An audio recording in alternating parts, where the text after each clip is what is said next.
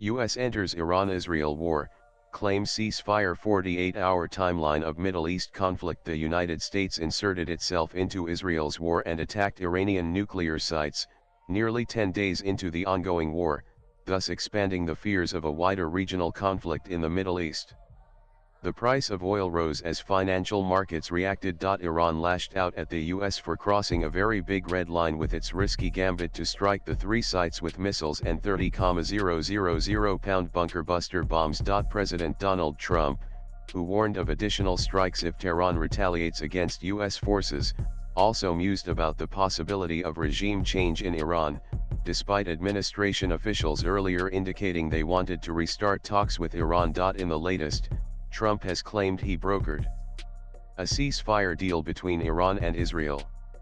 However, the status of the truce remains unclear. Here is a timeline of how the United States got itself involved in the Iran-Israel war, and what happened during the past 48 hours. June 22, between 3.30 and 6.00 am. And June 23, late at night. And June 24, we are and June 24, early morning. And June 24, 3.30 MIST. Donald Trump on Truth Social announces complete and total ceasefire and an official end to the 12-day war. June 24, 7.00 am. And June 24, morning. And ALSO read how Trump Netanyahu call paved way for ceasefire with Iran. Get me BB. Meanwhile, Democrats in Congress, along with some Republicans, have questioned Trump's unilateral decision to launch military action, arguing he should have come to Congress for approval, or at least provided more justification for the attacks. We expect them to explain to the American people what were the results in terms of actually thwarting Iran's capacity to become a nuclear power, and what are the Trump administration's plans to avoid another